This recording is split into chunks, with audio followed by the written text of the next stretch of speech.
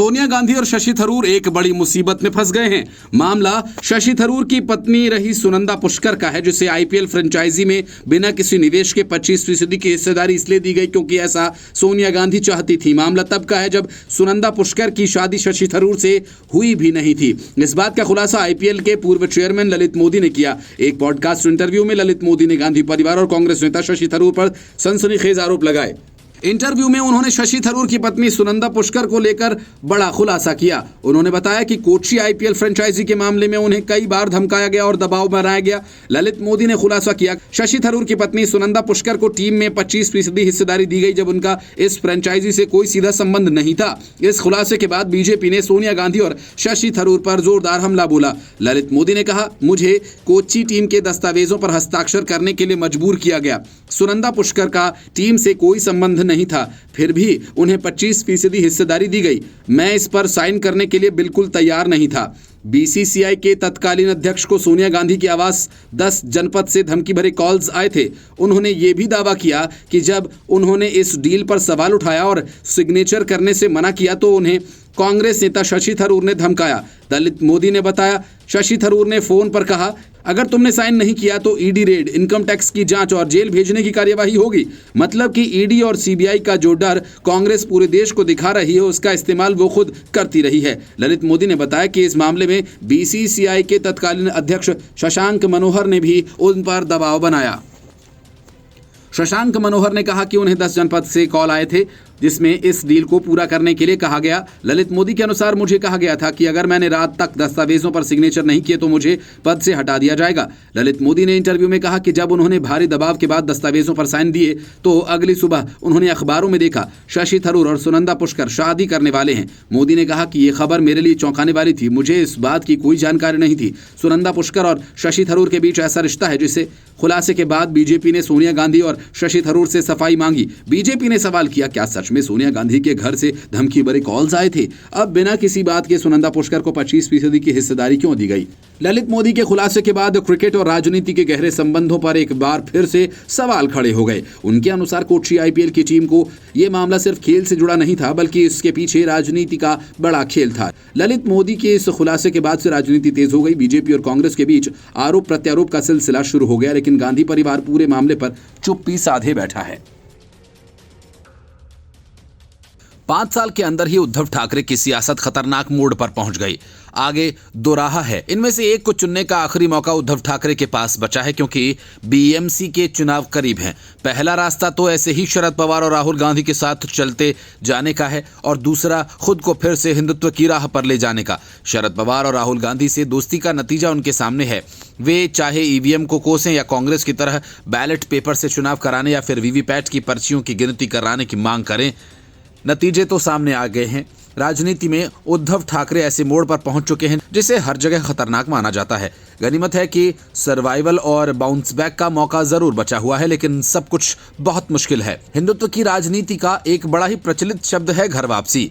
उद्धव ठाकरे ने घर तो नहीं छोड़ा, लेकिन उनकी नई राजनीतिक राह करीब करीब घर छोड़ने ही जैसी है। सरकार बनाने के लिए उद्धव ठाकरे ने बीजेपी का साथ छोड़कर कांग्रेस और शरद पवार से हाथ मिला लिया और तभी से बीजेपी ने उद्धव ठाकरे के हिंदुत्व की राजनीति पर जोरदार हमला बोला। बरसों से खार खाए बैठे राज ठाकरे भी बीजेपी के साथ उतर आए और एक दिन एकनाथ शिंदे नाम के शिवसैनिक ने बगावत का बिगुल फूंका और सब कुछ एक झटके में तहस नहस हो गया। आर या पार की लड़ाई तो खत्म हो चुकी है। अब तो उद्धव ठाकरे के लिए सिर्फ करो या मरो का संघर्ष बचा है। सवाल है कि क्या उद्धव ठाकरे अब तक कारगर रहे नुस्खे को फिर से आजमाना चाहेंगे? क्या उद्धव ठाकरे फिर से कट्टर हिंदुत्व की राजनीति का रुख करना चाहेंगे? और अगर उद्धव ठाकरे ऐसा चाहे भी तो कोई गुंजाइश बची है क्या? मूल स्वभाव हर व्यक्ति के लिए बहुत मायने रखता है। उद्धव ठाकरे का मूल स्वभाव शिवसेना के कट्टर हिंदुत्व वाले पॉलिटिकल एजेंडे को हजम नहीं कर पा रहा था। तभी तो कमान हाथ में आते ही उद्धव ठाकरे ने शिवसेना की उदारवादी छवि गढ़ने की कोशिश शुरू कर दी।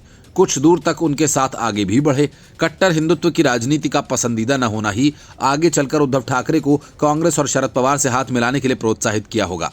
ऐसे में बीजेपी के राजनीतिक एजेंडे के पीछे छुड़ाने के लिए मुख्यमंत्री पद तो बहाना भर ही लगता है। बीजेपी से उद्धव ठाकरे ने गठबंधन इसलिए तोड़ दिया था क्योंकि वो 2.5 साल के लिए मुख्यमंत्री की कुर्सी के लिए राजी नहीं हो रही थी। अगर उद्धव ठाकरे ने लाल कृष्ण आडवाणी के हश्र से सबक लिया होता तो पवार और कांग्रेस के साथ जाने की गलती न करते।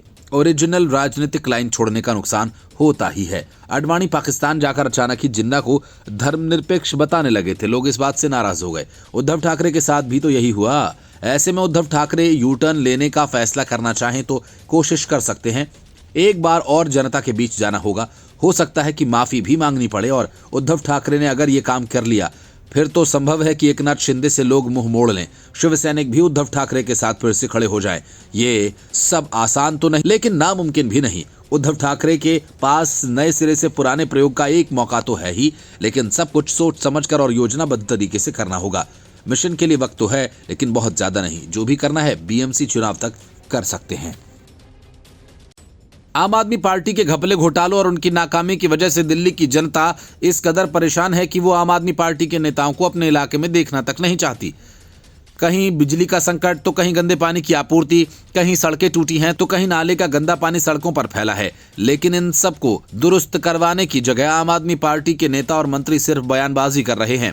यही वजह है कि आम आदमी पार्टी के कई विधायकों को लोगों ने अपने इलाके में घेरा। गुलाब सिंह नाम के एक विधायक की तो लोग पिटाई तक कर चुके हैं। अब बारी अरविंद केजरीवाल की है। केजरीवाल नागलोई जाट किसी के घर मिलने के लिए पहुंचे तो वहां के लोगों ने केजरीवाल को घेर लिया और विरोध में नारे लगाए। लेकिन पहले ही की तरह आम आदमी पार्टी ने इसे बीजेपी की करतूत बता दिया और नाराज लोगों को बीजेपी का गुंडा। आम आदमी पार्टी ने अपने एक्स हैंडल से पूर्व सीएम की सुरक्षा के बहाने अमित शाह और दिल्ली पुलिस से कहा कि अगर केजरीवाल को कुछ हो गया तो गृह मंत्री और दिल्ली पुलिस इसके लिए जिम्मेदार होंगे। आम आदमी पार्टी के विधायक रघुविंदर शौकीन ने अपना एक्स हैंडल से एक पोस्ट किया और शौकीन ने लिखा कि आज केजरीवाल जी नागलोई जाट में एक अपराध पीड़ित परिवार से मिलने जा रहे थे। पूरे इलाके को बीजेपी के गुंडों ने घेर लिया। पुलिस तमाशा देख रही है। केजरीवाल जी को अगर आज कुछ हो गया होता तो दिल्ली पुलिस और अमित शाह जी ही जिम्मेदार होंगे। दिल्ली पुलिस, बीजेपी और अमित शाह पर ऐसे आरोप आम आदमी पार्टी पहले भी लगा चुकी है। उस वक्त केजरीवाल उत्तम नगर इलाके में गए थे। टूटी हुई सड़कों से परेशान लोगों ने केजरीवाल के खिलाफ नारे लगाए। तब भी आम आदमी पार्टी ने उसे केजरीवाल की जान को खतरा बताकर सियासत की थी और आम आदमी पार्टी ने इसके बाद अपने आधिकारिक एक्स हैंडल से आप विधायक रघुविंदर शौकीन के पोस्ट को रिपोस्ट कर उस पर लिखा कि गैंगस्टर परस्त बीजेपी की गुंडागर्दी का एक और नमूना। आज अरविंद केजरीवाल बिगड़ी कानून व्यवस्था से पीड़ित एक परिवार से मिलने नागलोई जाट जा रहे थे, लेकिन भारतीय जनता पार्टी ने अपने गुंडे वहां तैनात किए हैं। हमेशा की तरह आज भी दिल्ली की दिल्ली पुलिस कोई एक्शन लेने के लिए बजाय सिर्फ तमाशा देख रही है। केजरीवाल को अगर कुछ हो गया होता तो अमित शाह और दिल्ली पुलिस इसके लिए जिम्मेदार होंगे। असल में केजरीवाल और आम आदमी पार्टी के खिलाफ जिस तरह से लोग खुलकर सामने आ रहे हैं उससे आम आदमी पार्टी को चुनाव में हार का खतरा दिख रहा है। और यही वजह है कि केजरीवाल एक बार फिर से झूठी खबरों और अफवाहों के सहारे चुनाव जीतना चाह रहे हैं। दिल्ली विधानसभा के चुनाव फरवरी महीने में होने हैं और बीजेपी आम आदमी पार्टी दोनों ने अपनी तैयारियां तेज कर दी हैं। राहुल गांधी जिस तरह सार्वजनिक तौर पर हरकतें कर रहे हैं उससे तो यही लगता है कि उन्हें कांग्रेस की थोड़ी भी चिंता नहीं।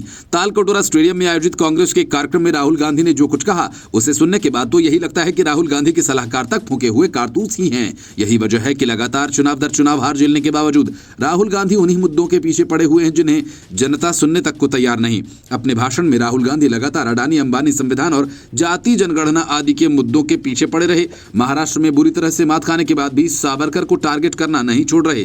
हद तो तब हो गई जब माइक बंद होने के बाद राहुल गांधी ऐसी नौटंकी करने लगे मानो वे केंद्र सरकार नहीं अपनी ही पार्टी की बैंड बजा रहे हों। असल में राहुल गांधी ने जैसे ही बोलना शुरू किया तभी उनका माइक बंद हो गया, जिसके बाद पार्टी के नेताओं ने नारेबाजी शुरू कर दी। राहुल गांधी कई बार संसद में अपना माइक बंद कराने का आरोप लगा चुके हैं और आज जब खुद अपनी ही पार्टी के कार्यक्रम में माइक बंद हो गया तो राहुल गांधी मुस्कुराए और फिर इंतजार करने लगे। माइक के चालू होने के बाद जब राहुल गांधी ने फिर से बोलना शुरू किया तो उन्होंने कहा कि मुझसे कहा गया कि आप जाकर बैठ जाइए, पर मैं नहीं माना, मैं यहीं रहा। इस देश में जो भी दलित और पिछड़ों की बात करता है उसका माइक इसी तरह से बंद हो जाता है। इतना ही नहीं, राहुल गांधी ने कहा कि चाहे कितने भी माइक बंद कर लो लेकिन मुझे कोई भी बोलने से नहीं रोक सकता। सवाल ये कि क्या राहुल गांधी समझ नहीं पा रहे कि ये संसद नहीं, ये उनकी पार्टी ही का कार्यक्रम है। आखिर दलितों और पिछड़ों पर बात करने से उनकी ही पार्टी में कौन उन्हें रोकेगा? सवाल ये उठ, क्या राहुल गांधी के इस तरह का भाषण सामान्य माना जाए?